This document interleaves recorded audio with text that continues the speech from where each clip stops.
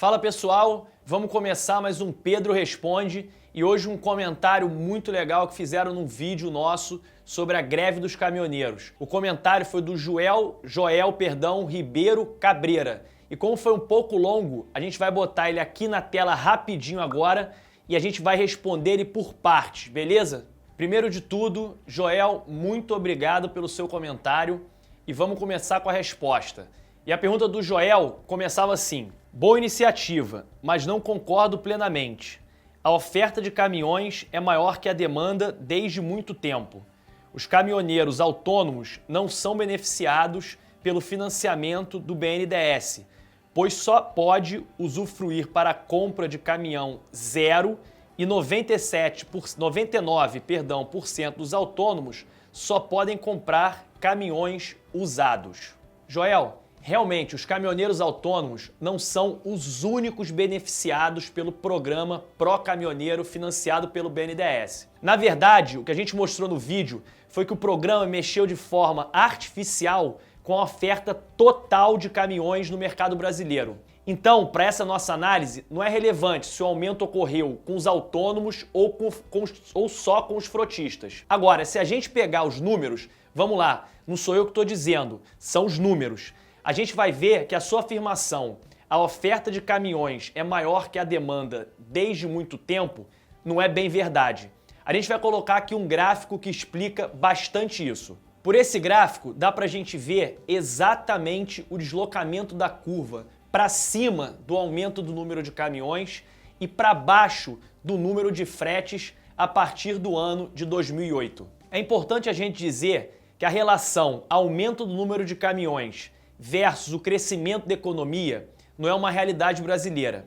Em vários países do mundo, um dos indicadores para o crescimento da economia é o aumento das vendas de caminhões. Isso acontece já que quando o mercado funciona normalmente, existe um equilíbrio entre o número de caminhões ofertado e a necessidade de contratação de frete, que é um indicador de crescimento do país. E por que isso? E nesse caso, a gente já vai entrar na segunda parte da pergunta do Joel, que é a seguinte: quem compra caminhões com dinheiro do BNDES são grandes empresários do ramo dos transportes, por sinal, muito ricos, e estes que controlam o preço dos fretes. Primeiro carregam os caminhões das transportadoras e os autônomos têm que se sujeitar ao valor imposto por essas empresas. Para responder essa parte, a gente precisa entender que a concorrência no mercado de frete acontece entre todos os caminhões do mercado, tanto os frotistas quanto os autônomos. Para quem contrata uma carga, não importa se o caminhoneiro é frotista ou autônomo. O que importa, na verdade, é o preço que ele vai pagar pelo frete. Nesse caso, como o Joel bem colocou, o poder de suportar essa redução no preço do frete em razão do descompasso entre a oferta de caminhões e a redução de demanda de cargas é realmente muito maior por parte do frotista. Isso aperta a margem, o lucro do caminhoneiro autônomo, que fica sem condição de arcar até mesmo com os custos para realizar o frete. Ou seja, ele pode até ter prejuízo para trabalhar. Também é importante a gente falar que a redução do preço do frete não é culpa das grandes transportadoras. Para elas seria muito melhor se o frete fosse maior e mais equilibrado.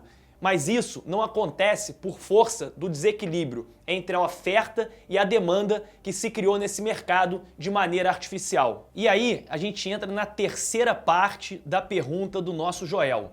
E ele fala assim: a grande reivindicação dos caminhoneiros autônomos era a tabela de frete, que foi criada e nunca foi cumprida, pois elas valem para os autônomos e como não convém aos empresários pagar o valor justo e diluir no valor das mercadorias, o frete fica apenas para os caminhões da própria transportadora. E agora a gente tocou num ponto muito importante: o tabelamento do frete. A gente aqui no Manual do Brasil é completamente contra qualquer tipo de tabelamento de preço quando existe um mercado livre e com concorrência. O tabelamento só vai aumentar ainda mais o desequilíbrio que existe e prolongar o problema de todos os caminhoneiros. Por mais que num curto prazo de tempo possa parecer justo, o tabelamento é nocivo e muito ruim, pois acaba criando mais desequilíbrio ainda. Vou te dar somente um exemplo. Hoje, muitas empresas que contratavam transportadoras ou autônomos para realizar o transporte das suas mercadorias estão investindo em caminhões, elas mesmas, para realizar o transporte.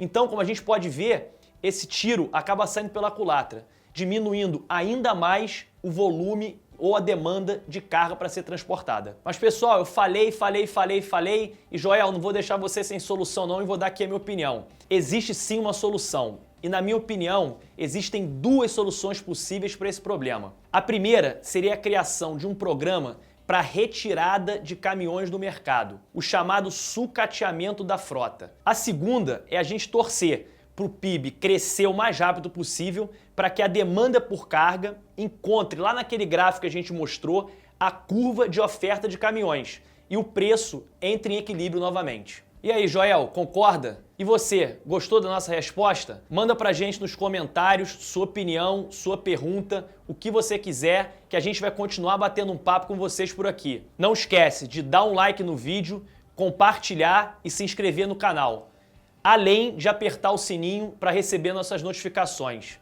Valeu e até o próximo vídeo.